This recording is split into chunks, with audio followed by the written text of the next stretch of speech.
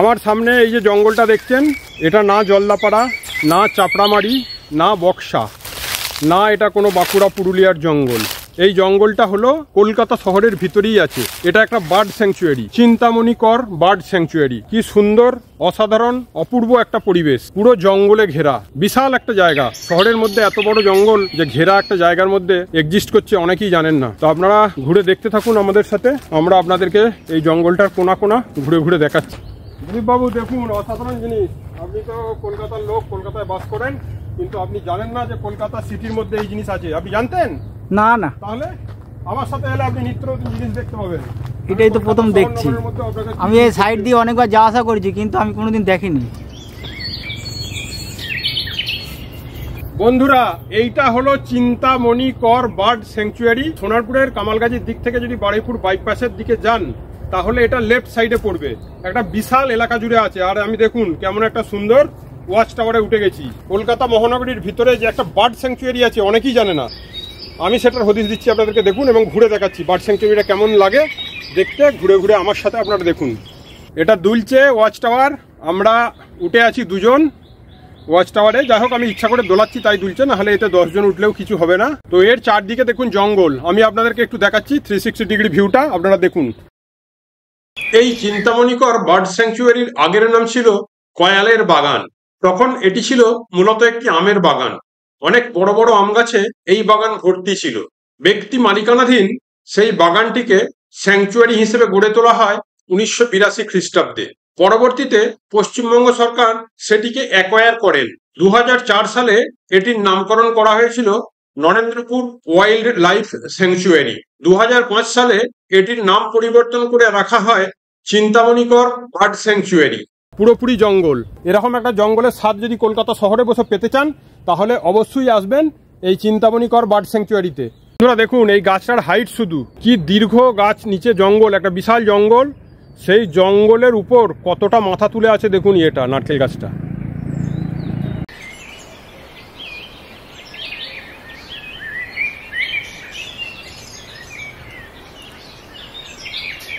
The earth has music for those who listen.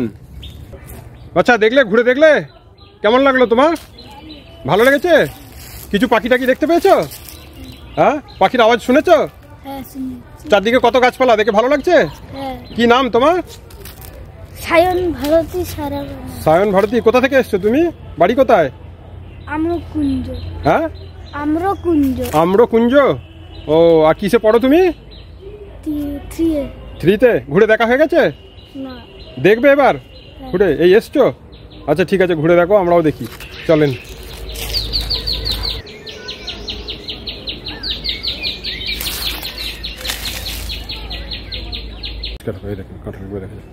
এই যে কাঁঠাল গাছে কত কাঁঠাল ধরে আছে দেখুন বন্ধুরা।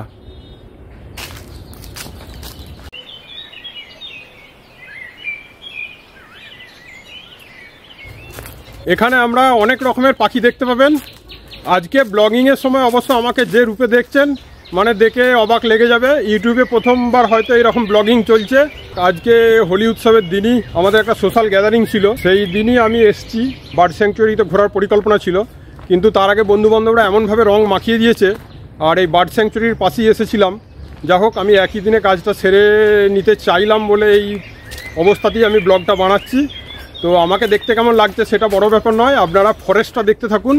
চারদিকে যেদিকে তাকাবেন সেদিকে গাছপালা। আমি দেখুন ক্যামেরা ঘোরাচ্ছি। এরা গরমকালে চান করে নিল বার্ড স্যাংচুয়ারিতে। বিখ্যাত ভাস্কর্য শিল্পী চিন্তামণিকর কয়ালের বাগানকে একটি স্যাংচুয়ারিতে পরিণত করার ব্যাপারে আন্তরিক প্রচেষ্টা চালিয়েছিলেন, তাই তার নামে এটির নামকরণ করা হয়েছে। এই স্যাংচুয়ারিতে অনেক রকমের পাখির দেখা পাবেন, তার সঙ্গে অজস্র প্রজাপতি ও অর্কিডের দেখাও মিলবে। এছাড়াও যদি মাকড়সা দেখার ইচ্ছা থাকে, অনেক প্রজাতির মাকড়সাও দেখতে পাবেন। কপাল ভালো থাকলে বেজি, গোসাপ বা শিয়ালেরও দেখা পেতে পারেন।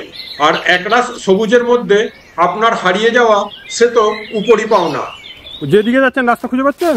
অনেক দূরে গিয়ে তবে একটা কিছু খুঁজে পাওয়া যাচ্ছে। তারপর এরকম 4-5টা রাস্তা, আবার এইদিকে রাস্তা বেরিয়ে গেছে। দেখেন আপনি কোন দিকে যাবেন। এই জঙ্গলটা এলে কিন্তু আপনারা গোলক ধাঁধায় পড়ে যাবেন। প্রচুর ডুমুর ধরে আছে। অনেক রকম গাছও দেখতে পাবেন, গাছ দেখতেও ভালো লাগবে। যারা গাছ চেনেন তাদের তো খুবই ভালো লাগবে, কারণ বহু প্রজাতির গাছ আছে আর তার সাথে আছে অনেক রকম প্রাণী। যারা পাখি চেনেন, বার্ড ওয়াচার, তারা এখানে এসে অনেক রকম পাখি বাইনোকুলারে দেখতে পাবেন। আমরা এসছি, খালি চোখে দু একটা পাখি দেখতে পাচ্ছি, তাতেই মনটা ভরে যাচ্ছে। কি অপূর্ব সুন্দর পরিবেশ, নাগরিক কোলাহল থেকে একদম সম্পূর্ণ মুক্ত, চারদিকে অজস্র গাছপালা, এরকম বসার জায়গা। হ্যাঁ, পুরো প্রকৃতি বলতে যা বোঝায় ভরপুর প্রকৃতি, মানে নির্ভেজাল প্রকৃতি, নির্ভেজাল অরণ্য। টাওয়ারটা দেখা দিয়ে ঘোরাতে হবে।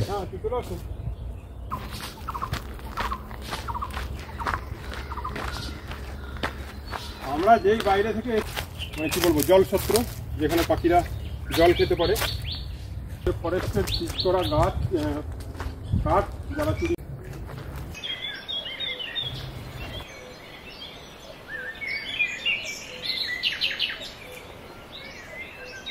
এইদিকে দেখুন যাবার রাস্তা আছে বাঁদিকে। এখানে ফরেস্ট ডিপার্টমেন্টে যারা কাঠ ফাট চুরি করতে যায় সাধারণত তাদের গাড়ি সিজ হলে সেই গাড়িকে ছাড়া হয় না। এই অ্যাবান্ডন গাড়ি পড়ে আছে দেখুন। আর এখানে একটা ব্যাম্বু মানে বেঞ্চ বানানো আছে, বাঁশের বেঞ্চ, সামনে কিন্তু ডিপ ফরেস্ট। দিলীপ বাবু ফলো মি, আমাকে যদি অজগরে অ্যাটাক করে আপনি তো রক্ষা করবেন নাকি? তাহলে আমাদের সামনে একজন মাকড়সার জাল পরিষ্কার করে করে যাচ্ছে রাস্তায়, আমরা আছি পিছনে। তো দেখুন কি ডিপ ফরেস্ট কলকাতা শহরের ভিতরে। এই দেখুন এখানে কোনো একটা মানে কি বলবো ছুঁচো গন্ধ, এই দেখুন বন্ধুরা কি ডিপ ফরেস্ট, এই ধরনের কোনো জিনিসের একটা বাসা দেখুন।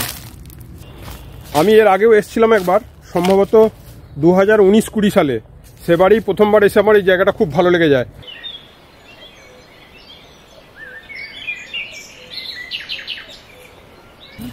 গাছগুলোর বয়স দেখেছেন বন্ধুরা? এখানে শুধু গাছগুলো দেখতে আসবেন, ঠিক বোটানিক্যাল গার্ডেনে যেমন গাছ আছে সে গাছও অনেক ভেঙে পড়েছে দেখবেন। এই গাছের বয়স মানে কয়েকশো বছর। এই দেখুন, গাছ তো নয়, প্রকৃত অর্থে একবারে মহিরুহ বলতে যা বোঝায় তাই। ওই দিলীপবাবু চলে যাচ্ছে আমাদের গভীর জঙ্গলে, দেখুন কোনো অজগর টজগর বেরিয়ে যায় কিনা। এখানে এসে জঙ্গলে দেখুন এগুলো বর্ষাকালে ভরে যায়, জল হতে পারে। এইদিকে আর মানে সামনে যাওয়ার এগোনোর রাস্তা নেই, অনেকটা দূর পর্যন্ত রাস্তা আছে, তারপর দেখুন দুর্ভেদ্য, এর ভিতর দিয়ে মানুষ ভেদ করে যেতে পারবে না। দেখুন শিয়ালের গর্ত, শিয়াল আছে মনে হয়, বেরোলে আপনি কি করবেন? শিয়ালের গর্ত, মাটি তোলা গর্ত দেখলাম। এই যে বাঁশ পাতা পড়েছে, বাঁশ পাতার উপর দেখুন ধুলো পড়ে আছে, মানে শিয়ালটা সদ্য সদ্য গর্তটা খুলেছে।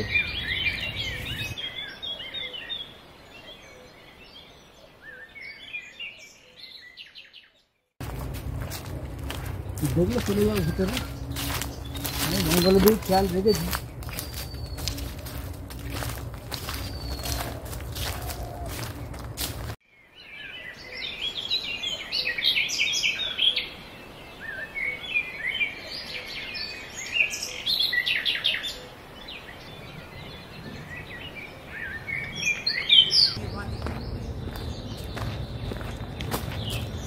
এইখানে আবার একটু এই যে পার্কের মতো আছে, নিচে আর্টিফিশিয়াল গ্রাস, দুটো বসার জায়গা, এবং সামনে আছে একটা লো ল্যান্ড, যেটা বর্ষায় জল টল হয়। এখন কিন্তু পুরো গাছে ভর্তি দেখুন। আর জঙ্গলের মাঝে মাঝে একটা করে মাথা তুলে আছে নারকেল গাছ। কি লম্বা নারকেল গাছ! এরকম নারকেল গাছ কলকাতার আর কোথাও আছে বলে আমার জানা নেই। এখানে এলে দেখে যাবেন, আপনারাও বুঝতে পারবেন যে এরকম লম্বা নারকেল গাছ কলকাতার আর কোথাও নেই। ওই তো গেটের কাছে চলে এলাম, আবার যে গেটের কাছে চলে এসেছি, গাড়িতে উঠে ইয়ে করে দিতে।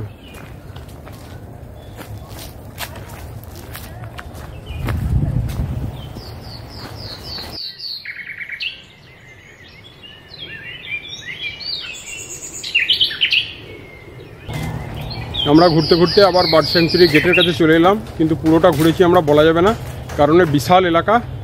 আর মেন রাস্তা থেকে দুদিকে অনেক রকম রাস্তা বেরিয়ে গেছে, সেগুলো ঘুরে দেখতে গেলে অনেক সময় লাগবে। আমি ততটা সময় ধরে ঘুরতে পারলাম না। আপনারা এলে হাতে সময় নিয়ে আসবেন এবং পুরোটা ঘুরে দেখবেন।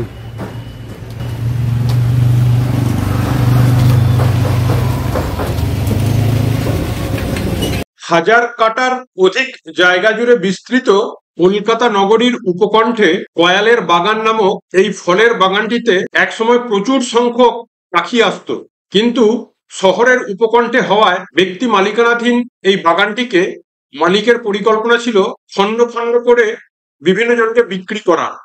কিন্তু বাঙালি পক্ষী প্রেমিকরা সরকারের কাছে আবেদন জানান যাতে এই ফলের বাগানটিকে অধিগ্রহণ করে একটি বার্ড স্যাংচুয়ারিতে রূপান্তরিত করা হয়।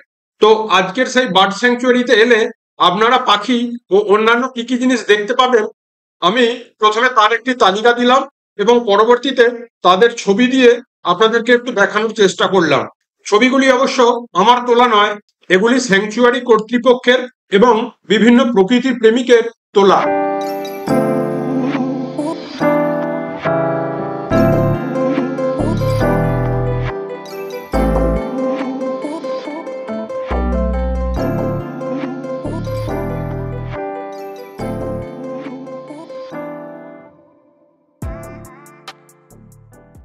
শিয়ালদা সাউথ সেকশনে গিয়ে সোনারপুরগামী ট্রেনে করে এখানে পৌঁছতে সময় লাগবে আধ ঘন্টা।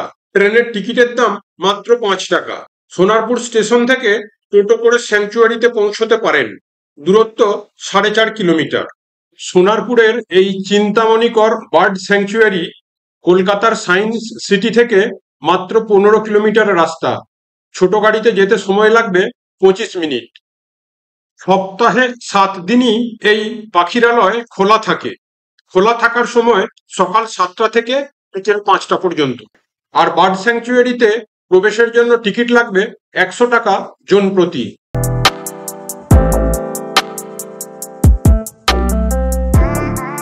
इस वीडियो को लाइक करें, हमारे चैनल को सब्सक्राइब करें और बेल आइकन जरूर प्रेस करें हमारी न्यू वीडियो सबसे पहले देखने के लिए।